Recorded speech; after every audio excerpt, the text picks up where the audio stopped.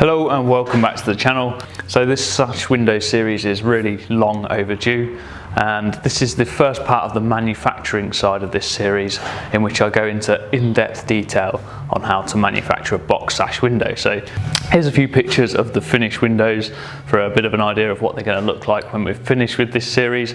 There's a couple of videos I've put on already with the quick run through of the whole process, and also an in-depth look at the drawing that I've done, like the 3D model of this window, to get your head around all the component names and how they all interact with each other.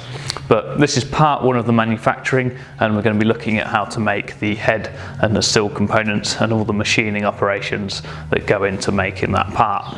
Always, if you've got any questions, pop them down below and I'll get back to you with an answer. The first things first with the construction of the windows. I've grabbed the raw timber. I've put all the cutting list for all the different components into an app called Cut List Optimizer, and that gives you basically the best method of tessellating all the different lengths and cuts on your pieces of wood versus what pieces of wood you've got available. So that's the most efficient way to use your timber. So I try to do the whole job in one go, and that will give you the most efficient way. You can start by just putting your inner frame components in and getting them out and then moving on to your next bit, but as you put everything in, it gives it the opportunity to use every single piece in any location. So I like to get all the timber out right at the start of the job. So I did that, I've cut everything up and got it all planed up on Saturday. I'm in a good position now to start work on the inner pulley styles and the sill sections. These are my sill sections. On the screen now there should be an image with the actual sizes of the sill, so I don't need to go too in depth with that. But I'm going to start moulding these up on the spindle moulder. Now I've not cut these to length yet, so I'll mould everything before I cut it to length and then move across to the cross cut a bit later on. Beautiful. So I'm going to begin machining the top section first, and that'll give me a support either side of the sill. So it'll be supported by the fence here, it'll be supported below. Then I'll machine the bottom away, which will start reducing the amount of support I've got on the sill. I'm just looking, as per the drawing, to leave a 25mm flat on the top here where the staff bead will sit, using my little remote control for the dust extractor. Brilliant.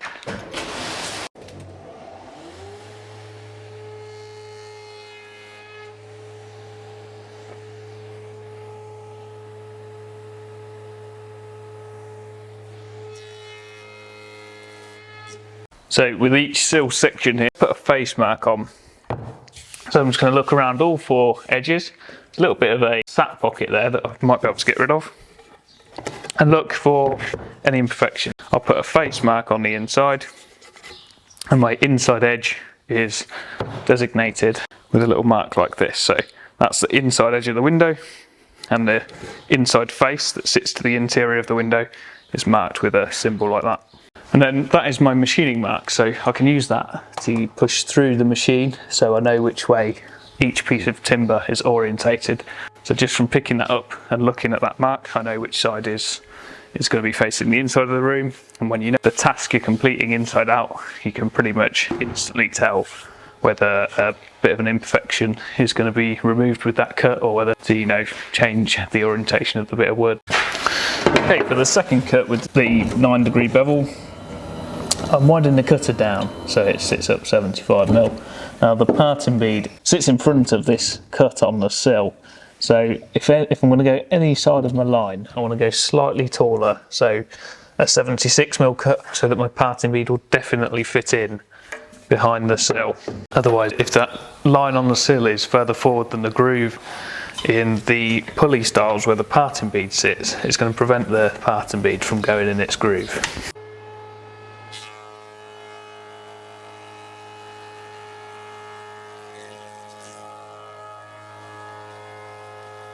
So you can see my rebater leaves a little angled lip here, so I'll just set up and just take that out square now as well.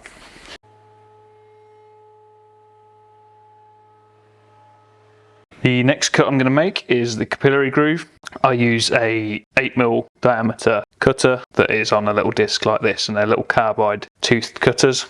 And I set that cut about 10mm back from the front edge of the sill, and that just gives the bit of timber there on the front of the sill a chance to hold on to itself if it gets knocked. So these are big units when you're trying to install a sash window. There's a lot of timber and a lot of weight, and if you've got a flimsy little 3, 4, 5 mil piece of timber at the front of the sill there, where that capillary groove makes it a small lip, then that's just going to get snapped off really easily. So if you've got the room on the sill underneath the window for the water to drip down onto further back, then I would advise pushing that capillary groove slightly back in the window to give that bit of wood a chance.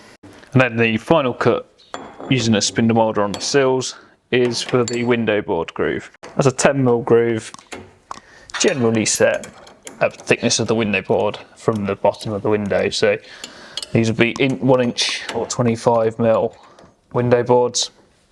So I always like to give people just a little bit of wiggle room. So I'll set this about 25.5mm from the bottom of the window to the top of the groove. That's the final bit of spindle modding on the sills. While I've got the groover in, 10mm groover, I can run the parting bead groove down the pulley styles and in the head of the window.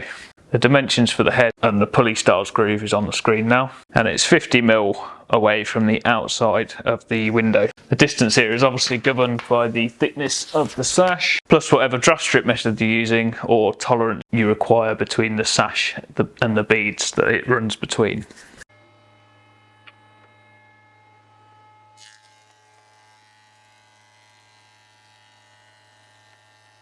So now the components of the inner lining and machine, I'm just going to cut them all to length on the crosscut. The lengths I'm cutting these to are all defined in the drawing. As a basic rule of thumb, the sill section runs right through the entire width of the overall width of the window. The head section is the same as the sill section, but then less the thickness of the board that you're going to be capping the outside of the box with.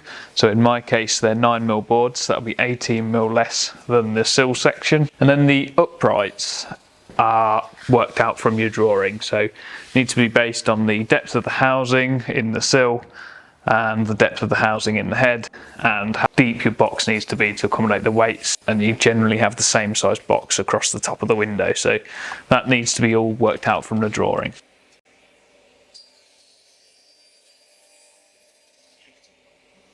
I've added a second saw blade onto my crosscut to make it almost like a dado stack, so that each pull of the crosscut saw does more cutting. So it basically halves the amount of pulls to create the housing in the linings. When you've got a lot of linings to do, this can be quite an effective move.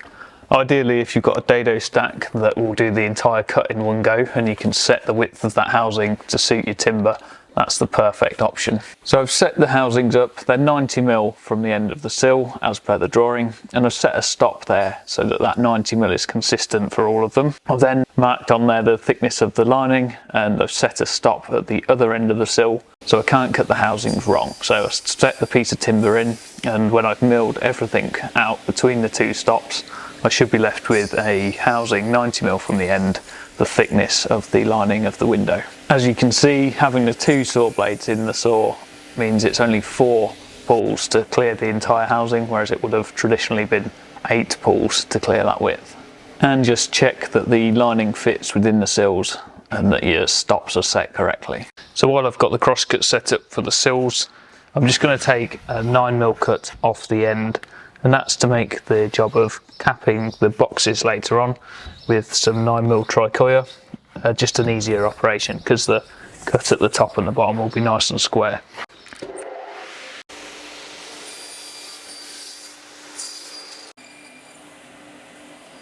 So here we have the finished grooves for the housings for the lining.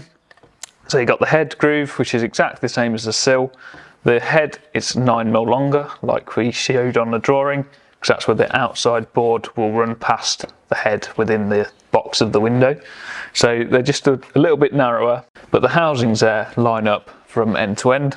And the depth of those housings, the one in the head I've done 8mm, and the one in the sill is set by the bevels on the sill. So we don't want that housing to run out the front of here, but it's obviously got to where this lining comes in, and it's set back 15mm from the face. The housing has got to reach that point there. So the height of that housing is based on the thickness of this front board and where it intersects with the bevel on the sill. So there we go, that's the head and sill machine. There's still a few little operations to do before we screw that together, but the next video we'll look at machining the pulley styles and all the pockets and stuff that go into accessing the weight. Don't forget that the drawings are available on my Etsy store. So there's the 3D model with all the cross-section drawings with reference to this exact sash window that I'm building on this video series. Thanks a lot, and I'll see you in the next one.